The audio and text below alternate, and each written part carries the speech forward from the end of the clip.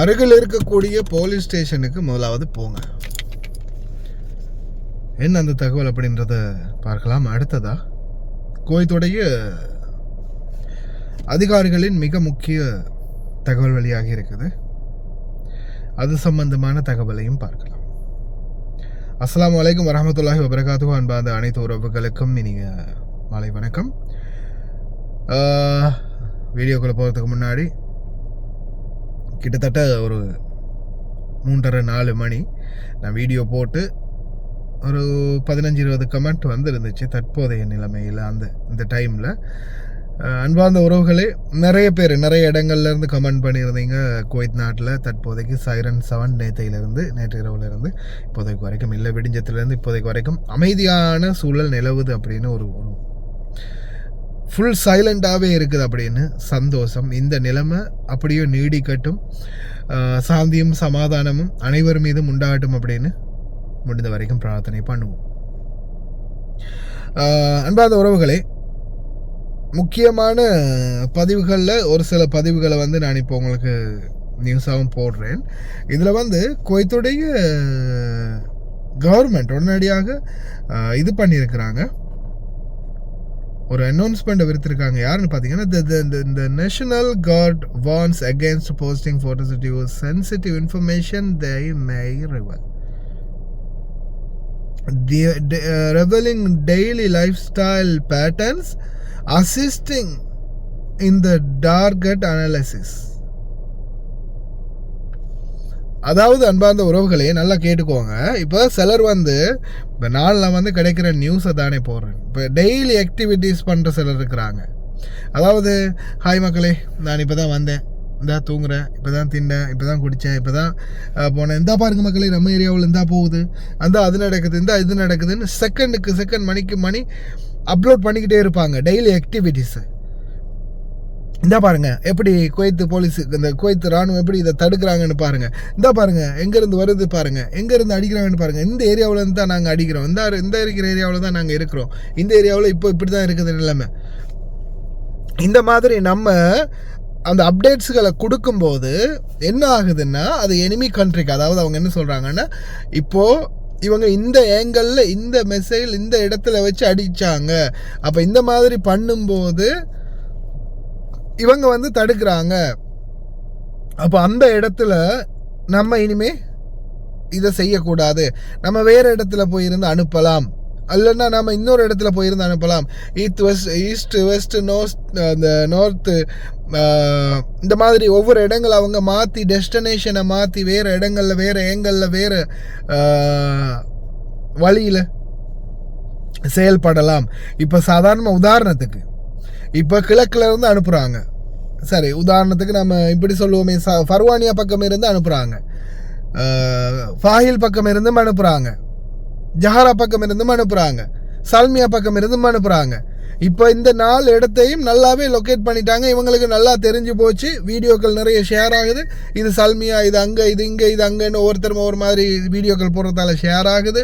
அவங்களுக்கு தெரியுது இந்த லொக்கேஷனில் இந்த மாதிரி இந்த இடத்துல வச்சு இவங்க தடுத்து நிறுத்துறதுக்கு தயாராக இருக்கிறாங்கன்னு. இவங்க வியூகிக்காத நேரத்தில் வியூகிக்காத இடத்துல இருந்து அதே 4 இடத்துல இருந்து மறுபடியும் அதே ஏங்கல்ல அனுப்பி விட்டுட்டு அவங்கள இங்கே கவனத்தை செலுத்த விட்டுட்டு அதே அந்த சொல்லுவாங்களே ஈஸ்ட் வெஸ்ட்டு நார்த் வெஸ்ட்டு இந்த மாதிரி வடகிழக்கு வடமேற்கு தென்மேற்கு அந்த மாதிரி இருக்கு இல்லையா. இப்போ கிழக்கு மேற்கு தெற்கு அப்படின்னு எல்லா பக்கத்தாலையும் இவங்க அனுப்புவாங்க. அந்த வருதுன்னு இவங்களை இப்போ நாம் எப்படி எதிர்பார்த்தோமோ அந்த மாதிரி வீடியோ எடுத்தோமோ அதே மாதிரி அவங்களுக்கும் அதே டிடெக்ஷனில் காட்டும். அங்கே அதை அவங்க மெயின்டைன் பண்ணிட்டு இருக்கும்போதே டக்குன்னு 4 மூலையிலேருந்து வேறு மூலையிலேருந்து அவங்க அனுப்பினாங்கன்னா இவங்களால இந்த டார்கெட்டை பாயிண்ட் பண்ண முடியாமல் போகும். அது டைரெக்டாக அவங்க குறிப்பிட்ட இடத்துல அது வரும் அப்படின்ற மாதிரி சொல்லியிருக்கிறாங்க. அதாவது சிங்கிள் ஃபோட்டோ மே டர்ன் இன்டோ அ டார்கெட், அதான் அவங்க கடைசியாக குறிப்பிட்டிருக்கிறது. சரியா, a single photo may turn into a target அப்படின்னு. இது குவைத்துடைய நேஷனல் கார்டு தெரிவிச்சிருக்கிற தகவல். அதே மாதிரி பார்த்தீங்கன்னா இந்த இருக்காங்க இவங்க பார்த்துக்கோங்க, குவைத்துடைய தேசிய படை. சரியா, அடுத்ததாக இதில் ஒமான் நாட்டில் வந்து இப்போ ஒரு முக்கியமான தகவலை வெளியிட்டிருக்கிறாங்க. 3ஆம் மாதம் 4ஆம் தேதி வெளியிட்டிருக்கிறாங்க நேற்றைய தினம் இந்த தகவலை.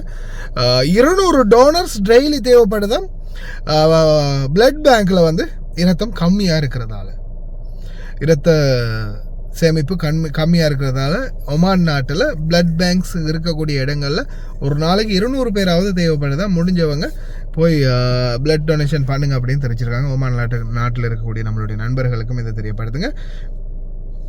அதே போல் இன்னொரு முக்கியமான தகவல் என்னென்னு பார்த்தீங்கன்னா, அருகில் இருக்கிற போலீஸ் நிலையத்தில் போங்க அப்படின்னு நான் சொன்னது. இன்றைக்கி ஒரு சகோதரர் எனக்கு மெசேஜ் போட்டிருந்தாங்க, பர்ஸை காணும் அப்படின்னு. இப்போ 2-3 நாளைக்கு இதுக்கு முதல் நிறைய பேர் எனக்கு இந்த மாதிரியான மெசேஜ் தொடர்ந்து போட்டாங்க. சரியா? அப்படி போடும்போது நான் அவங்களுக்கு தொடர்ந்துமே ஒரு அப்டேட் ஒன்று கொடுத்தேன். என்ன கொடுத்தேன்னு பார்த்தீங்கன்னா, மக்களே நீங்கள் டைரெக்டாக போலீஸ் ஸ்டேஷனுக்கு போங்க, பக்கத்தில் இருக்கக்கூடிய போலீஸ் ஸ்டேஷனுக்கு போய் நீங்கள் எந்த இடத்துல பர்ஸை மிஸ் பண்ணினீங்களோ அந்த போலீஸ் ஸ்டேஷனில் போயிட்டு தயவு செய்து அப்டேட் பண்ணுங்கள், செக் பண்ணுங்கள் அப்படின்னு நான் அவங்களுக்கு நிறைய தடவை சொல்லியிருக்கிறேன்.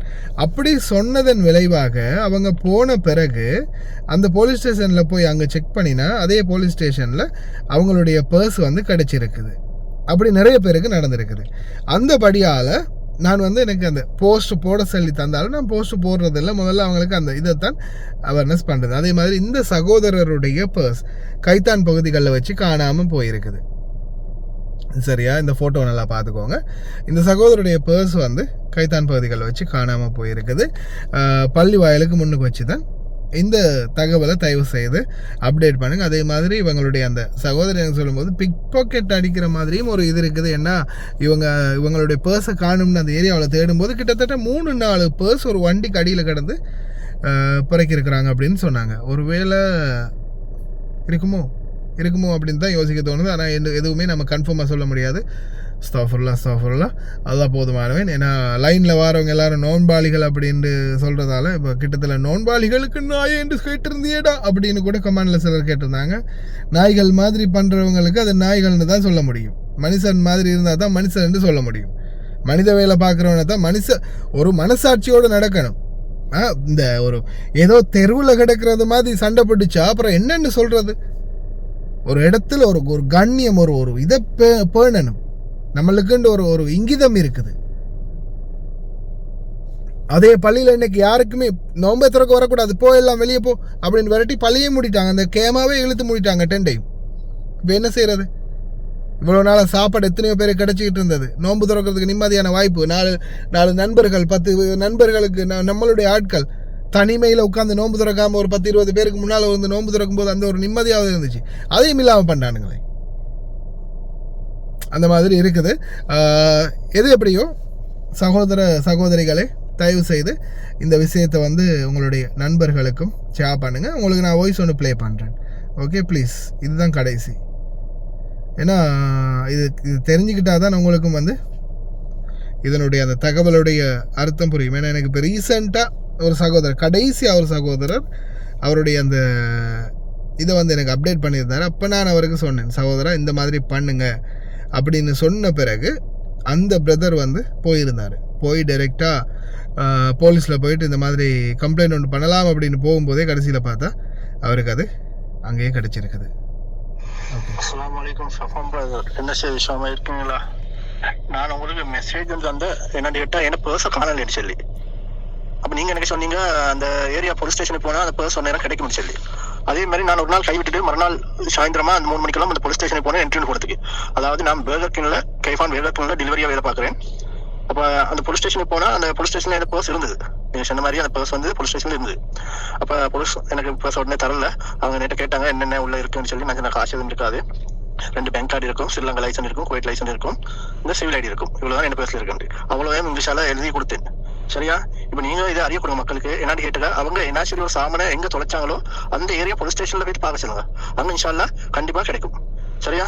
அது நான் உங்கள்கிட்ட ஆலோசனை எடுத்த பிறகு தான் நான் அந்த முடிவு எடுத்தேன். என்ட்ரி போட போன இடத்துல எனக்கு பர்ஸ் கிடைச்சது. அஸ்ஸலாமு அலைக்கும். கேட்டுக்கோங்க. ஓகே.